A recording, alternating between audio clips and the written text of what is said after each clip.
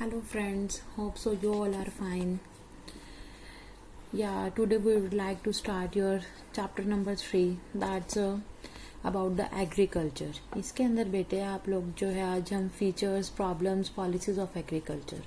आप सबको पता है हमारी इंडियन इकोनॉमी के अंदर हम लोग एग्रीकल्चर जो है वो मेन बिजनेस है, मेन एक्टिविटी है हमारी इकोनॉमी में, जिसके थ्रू सारी की सारी एक्टिविटीज जो हैं वो कंसर्न्ड हैं।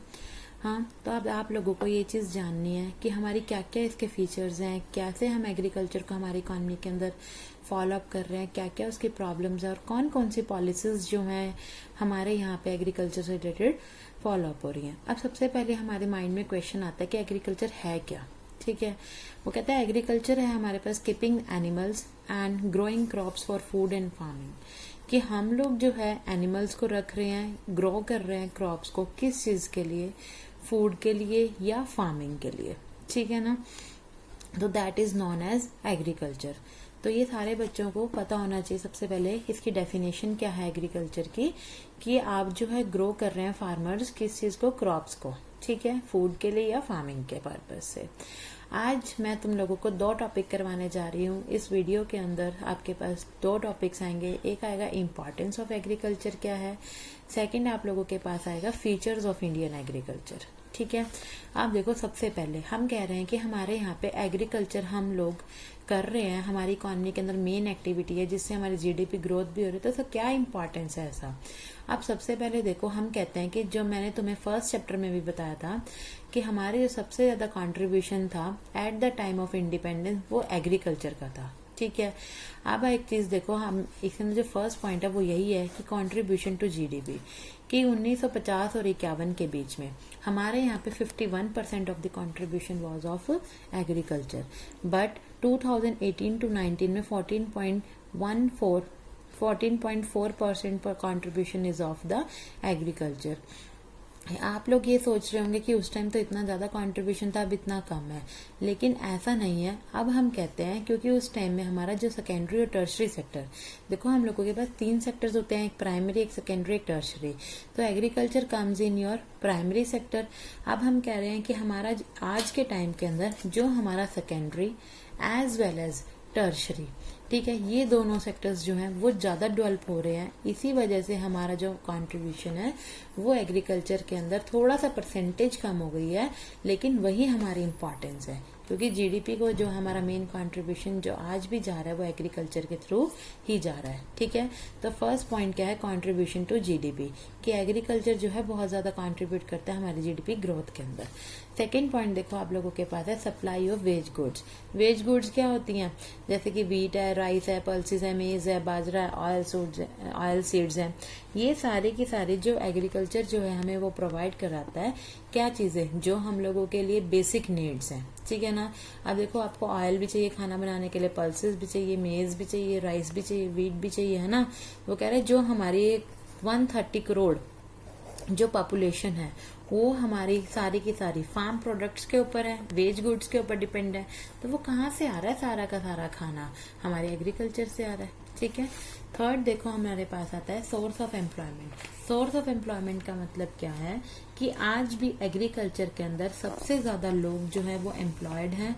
ठीक है, प्राइमरी सोर्स है ये हम लोगों का किस चीज के लिए, एम्प्लॉयमेंट का। ठीक है, जहां पे सबसे ज्यादा लोग आज काम कर रहे हैं हमारे इंडिया के अंदर, तो हम कह सकते हैं कि सबसिस्टेंस का हमारे यहाँ पे प्राइमरी सोर्स जो है वो क्या है, एग्रीकल्चर। ठीक, इसके बाद देखो आप लोगों के पास है सप्लाई ऑफ रॉ मटेरियल, कि हमारे यहाँ पे रॉ मटेरियल की सप्लाई कहाँ से होती है। अब देखो कॉटन की खेती होती है। ठीक है, किस चीज के लिए चाहिए हमें cotton, cotton for the textile industry. अब ब्रिटिशर्स भी तो यही करते थे कि कॉटन यहाँ से रॉ मटेरियल ले जाते थे और फिनिश गुड्स को लेकर आते थे। तो हमारा जो एग्रीकल्चर पार्ट है वो बहुत ज्यादा स्ट्रांग था, इसीलिए तो उन लोगों ने हमारी इकोनॉमी को पूरा का पूरा डिस्ट्रॉय किया। वैसे देखो अब ये इंपॉर्टेंस हुई ना कि रॉ मटेरियल की जो सप्लाई है वो कौन करता है, एग्रीकल्चर। ठीक है, अब देखो seeds for the oil industry. Oil industry के लिए हम लोगों को बीजों की जरूरत है, वो भी हमारे पास एग्रीकल्चर के थ्रू ही आएंगे। तो इसका मतलब क्या, जितना भी रॉ मटेरियल हम लोगों को इंडस्ट्रीज को चलाने के लिए चाहिए वो कहाँ से आएगा, एग्रीकल्चर से। ठीक, इसके बाद देखो हम लोगों के पास नेक्स्ट पॉइंट है source of demand for the industrial goods. आप देखो, आपको पता है कि हम खेतों के अंदर जो है ट्रैक्टर्स का, हार्वेस्टर मशीन्स का यूज करते हैं। अभी आप लोगों को पता है कि जब हमारे यहाँ पे गेहूं की कटाई हो रही है, ठीक है, तो उस टाइम में हम लोगों को हार्वेस्टर मशीन्स, ये सब चीजें चाहिए, कंबाइन। हाँ, तो ये सारे क्या है, इंडस्ट्रियल गुड्स हैं। तो उनकी डिमांड किस वजह से हमारी इकोनॉमी के अंदर है? हाँ, एग्रीकल्चर की वजह से, क्योंकि यहाँ पे एग्रीकल्चर पार्ट जो है, हमारे यहाँ पे फार्म्स बहुत हैं, ठीक है ना, फार्मिंग इतना ज्यादा हाई लेवल पे हो रही है, तो तभी हम लोगों के पास ये इंडस्ट्रियल गुड्स की नीड है। इसके बाद देखो हमारे पास आता है contribution to international trade. International trade को कैसे, अब हम कहते हैं कि हमारे यहाँ पे टी की, जूट की, कॉफी की, ठीक है, इन सब टबैको की, हाँ, इन सब चीजों का हम क्या कर रहे हैं, एक्सपोर्ट कर रहे हैं। अब जब हम एक्सपोर्ट करेंगे तो हमारे पास क्या होगा, फॉरेन एक्सचेंज हमारी कंट्री के अंदर आएगा। अब फॉरेन एक्सचेंज जब हमारी कंट्री के अंदर आएगा, फॉरेन करेंसी हमारी कंट्री के अंदर आएगी, तो what we people can do, हम लोगों को क्या चाहिए, क्रूड ऑयल चाहिए भाई बाहर से। हाँ, तो वो कहाँ से आएगा, अगर फॉरेन करेंसी इंडिया के अंदर आएगी तो पेमेंट जो है हम इंपोर्ट कर रहे हैं, क्रूड ऑयल का इंपोर्ट कर रहे हैं, ठीक है, डिफेंस गुड्स का इंपोर्ट कर रहे हैं, तो उन सब की पेमेंट के लिए हमें फॉरेन करेंसी चाहिए। तो इनको कंट्रीब्यूट कौन कर रहा है, ये export and import of goods and services हो रहा है, तो इंटरनेशनल ट्रेड हो रहा है, तो कौन कंट्रीब्यूट कर रहा है ये सारा कुछ, एग्रीकल्चर कंट्रीब्यूट कर रहा है, ठीक है। इसके बाद देखो आप लोगों के पास है next one is yours 7 point, contribution to domestic trade. हमारा जो डोमेस्टिक ट्रेड है वो भी एग्रीकल्चर के थ्रू कर रहा है। आप सबको पता है, अब जैसे हमारे इंडिया के अंदर लॉकडाउन हुआ, ये पूरे वर्ल्ड के अंदर लोग सबसे पहले किन चीजों को खरीदने के लिए भागे, सबसे पहले फार्म प्रोडक्ट्स को। तो हम कहते हैं कि हमारा जो सबसे ज्यादा एक्सपेंडिचर है, ह्यूज एक्सपेंडिचर हमारी जो लोग करते हैं, हमारी पब्लिक करती है, वो किस चीज के ऊपर करती है, फार्म प्रोडक्ट्स के ऊपर। तो जो हमारा डोमेस्टिक ट्रेड है, ठीक है, वो मैक्सिमम किसके ऊपर डिपेंड है, एग्रीकल्चर के ऊपर। तो that is one of the most important point कि कंट्रीब्यूशन टू डोमेस्टिक ट्रेड कैसे होता है, कि हमारा जो billions of people do a huge expenditure on the farm products. Okay, after that देखो support to the transport industry. अब देखो हमारे पता है ट्रांसपोर्ट इंडस्ट्री के अंदर क्या होता है, रेलवेज होता है, ठीक है, रोडवेज होता है, ठीक है, ये सारे जो हमारा ये बिजनेस चल रहा है रेलवेज का, रोडवेज का, जो इतना बल्क कैरी कर दिया है फार्म प्रोडक्ट्स का, ठीक है, वो अब आपको पता है मालगाड़ी अपन लोगों ने सुन रखी है, हाँ, तो वो क्या करती है, एक प्लेस से दूसरे प्लेस के ऊपर सारे के सारे हमारे फार्म प्रोडक्ट्स को लेके जा रही है। तो ट्रांसपोर्ट इंडस्ट्री जो है उसको सपोर्ट कौन कर रहा है, एग्रीकल्चर कर रहा है। अब हम कहते हैं कि हमारे यहाँ हरियाणा के अंदर ना व्हीट और राइस की फुल प्रोडक्शन होती है, तो यहाँ से दूसरे स्टेट्स के अंदर कैसे जा रहा है सारे सारे फार्म प्रोडक्ट्स, रेलवेज के थ्रू या रोडवेज के थ्रू। तो ट्रांसपोर्ट इंडस्ट्री को भी सपोर्ट मिल रहा है एग्रीकल्चर के थ्रू। इसके बाद देखो हम लोगों के पास है वेल्थ ऑफ द नेशन, कि हमारी जो वेल्थ है नेशन की वो भी हमारी एग्रीकल्चर के ऊपर डिपेंड करती है।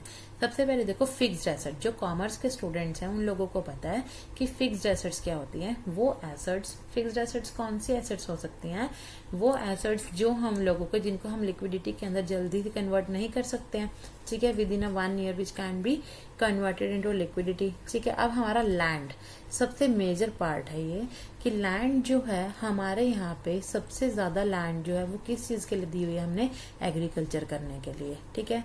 सेकेंड आप लोगों के पास है कि हमारी जो कैपिटल इन्वेस्टमेंट है वो बहुत ज्यादा है किसके अंदर, major and minor irrigation projects के अंदर, ठीक है। तो ये सारा है कि हमारी दोनों चीजें क्या बनाती है, हमारी वेल्थ ऑफ द नेशन। तो ये दोनों चीजें रिलेटेड किससे है, एग्रीकल्चर से रिलेटेड है। ओके, तो ये सारे पॉइंट्स अब तक आप लोगों को मैंने बताए इंपॉर्टेंस ऑफ एग्रीकल्चर के, कि कैसे जीडीपी ग्रोथ को कंट्रीब्यूट कर रहा है, कैसे वेज गुड्स को एम्प्लॉयमेंट कैसे मिल रही है, रॉ मटेरियल हमारे यहाँ पे कैसे आ रहा है, ठीक है, international trade, domestic trade, okay, transport को कैसे सपोर्ट कर रहा है, और वेल्थ ऑफ द नेशन को। Okay, clear. इसके बाद मैं आज आप लोगों को नेक्स्ट टॉपिक बताने जा रही हूँ, that is features of Indian agriculture, कि इंडियन एग्रीकल्चर के बारे में, कि इसके अंदर इंक्लूड क्या क्या है।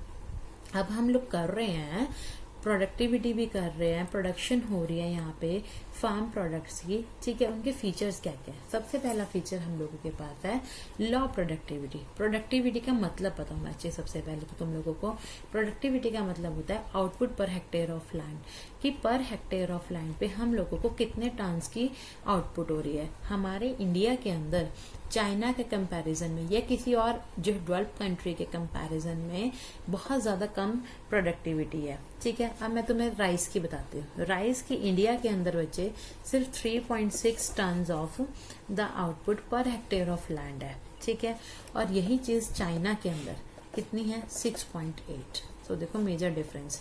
जबकि हम क्या कहते हैं, ये तो इंडिया की है हमारी, ठीक है, और ये चाइना की है। तो देखो बिल्कुल जस्ट अप्रॉक्स टू डबल का डिफरेंस है, और जबकि पॉपुलेशन का हल्का सा डिफरेंस है। तो अब सोचो यहाँ पे प्रोडक्टिविटी कितनी ज्यादा कम है। इसका मतलब यहाँ पे कोई ना कोई रिसोर्सेज कम यूज हो रहे हैं, कहीं फर्टिलाइजर्स जो है वो प्रॉपरली यूज नहीं हो रहे हैं। ठीक है, सेकेंड देखो हम लोगों के पास आता है डिस्गाइज्ड अनएम्प्लॉयमेंट। ये आप लोगों ने 9th क्लास में भी पढ़ रखा है, 10th में भी पढ़ा हुआ है कि डिस्गाइज्ड का मीनिंग क्या होता है, हिडन अनएम्प्लॉयमेंट, जो एम्प्लॉयमेंट हमें अनएम्प्लॉयमेंट दिखाई नहीं देती है।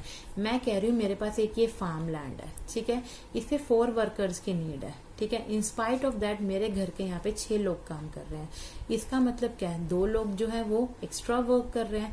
तो उन लोगों की हमें जरूरत तो है नहीं, लेकिन हमें उनको फालतू पे काम पे लगा रखा है कि लग रहा है लोगों को कि वो काम पे लगे हुए हैं। तो that is disguised unemployment, the employment which we can't see but we know that is a unemployment is there, that is hidden unemployment. तो एग्रीकल्चर के अंदर भी यही होता है। तो गाँवों के अंदर क्या होता है कि सारे के सारे एक ही घर के लोग सारे के सारे खेती के ऊपर लग जाते हैं। एक घर में अगर 5 लोग हैं, चाहे वो लेडीज हैं चाहे जेंट्स, सारे के सारे एक जगह काम करने लग गए और उनको लगता है कि वो एम्प्लॉयड है, but actually they are unemployed. Clear. इसके बाद देखो हम लोगों के पास थर्ड पॉइंट आता है डिपेंडेंस ऑन रेनफॉल। देखो यहाँ पे हमारे यहाँ पे इरिगेशन जो फैसिलिटीज हैं वो बिल्कुल भी अच्छी नहीं है। यहाँ पे इरिगेशन के लिए हम लोगों ने ज्यादा एफर्ट्स नहीं किए हुए हैं। हम ये कहते हैं कि अगर गुड रेनफॉल है तो ही हम लोगों के पास गुड क्रॉप होगी। अगर बैड रेनफॉल, अब क्या ऐसा में होता है ना कि अब की बार तो फेमाइन पड़ गया, सूखा पड़ गया, अकाल आ गया, क्यों आ गया, रेनफॉल नहीं हुई। ठीक है, तो अगर हमारी जो कंप्लीट डिपेंडेंस किसके ऊपर है, रेनफॉल पे। इसके बाद नेक्स्ट पॉइंट आता है हमारे पास सब्सिस्टेंस फार्मिंग। सब्सिस्टेंस फार्मिंग का मतलब क्या होता है कि हम लोग जो है वो सिर्फ फार्मिंग जो है खुद के लिए कर रहे हैं फार्मर्स, ना कि कमर्शियलाइज करने के लिए। कमर्शियलाइजेशन का मतलब क्या होता है, बिजनेस करने के लिए। सब्सिस्टेंस का मतलब होता है कि जो हमने खुद उगाया वही हमने खा लिया, ठीक है, ना कि उसको मार्केट में बेचने के लिए गए। तो that is a drawback also of the agriculture. ठीक है, इसके बाद हम लोगों के पास आता है लैक ऑफ मॉडर्न इनपुट्स। इसका मतलब क्या है, हम लोगों के पास जो है वो फर्टिलाइजर्स जो है वो अच्छी क्वालिटी की अवेलेबिलिटी नहीं है। अगर हमारे पास जो है अच्छी क्वालिटी के फर्टिलाइजर्स अवेलेबल नहीं है, इंसेक्टिसाइड, पेस्टिसाइड्स, ठीक है, और उनको जो है यूज भी हम वाइजली नहीं कर रहे हैं, इसी वजह से हम लोगों की प्रोडक्टिविटी कम है। Next point is your small holding. Small holdings का मतलब क्या है, इसका मतलब होता है कि हम लोगों को जो small size of the farmers land under cultivation. हाँ, इसका मतलब क्या है कि हमारे पास जो है छोटे छोटे फार्म हाउसेज हैं, छोटे छोटे फार्म लैंड जो है हमारे फार्मर्स के पास है। ये नहीं है कि उनके पास बिग हेक्टेयर्स ऑफ लैंड हो। ठीक है, 7th point is yours landlord and tenant conflict. Landlord कौन होता है, जो जमींदार होता है, ठीक है, और टेनेंट कौन है, जो उसका किराएदार है, ठीक है ना, जिसने इसको किराया दे रहा है। तो कहते हैं कि लैंडलॉर्ड टेनेंट के बीच में ना हमेशा कॉन्फ्लिक्ट्स चलते रहते हैं कि आपने इतना रेवेन्यू पे नहीं किया, इतने टैक्सेस पे नहीं किए, ठीक है, आपकी यार प्रोडक्शन इतनी नहीं हुई है, इतनी हो गई है। तो ये always and always go ahead. Okay, इसके बाद आप लोगों के पास आता है primitive technology. Your last point is your primitive technology कि bulk of farms in India are small in size and bulk of farming population is poor. ठीक है, the use of primitive technology becomes inevitable. इसका मतलब क्या है कि हम लोग जो है टेक्नोलॉजी जो है वो आज के टाइम के अंदर, क्योंकि हम अच्छी टेक्नोलॉजी का यूज नहीं कर रहे हैं। इसका मतलब कि हम ट्रैक्टर्स का यूज नहीं कर रहे हैं। हम क्या कह रहे हैं कि बुल्स को, काउस को, वही जो हम पहले यूज करते थे वही यूज कर रहे हैं। तो इससे क्या होगा, आपकी प्रोडक्टिविटी कम होगी। ठीक है, और पर हेक्टेयर ऑफ लैंड हम कहते हैं कि हमारे चाइना के अंदर तो ज्यादा हो रही है, इंडिया के अंदर कम हो रही है। तो इसका मेन रीजन ही यही है कि टेक्नोलॉजी की वजह से, रेनफॉल की वजह से, ठीक है, हमारे यहाँ पे मॉडर्न इनपुट्स नहीं है, ये सारे रीजंस हैं।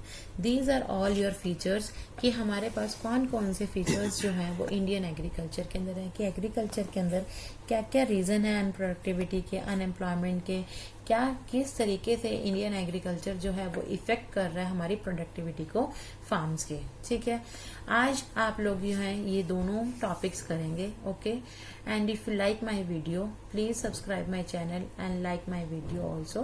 Thank you.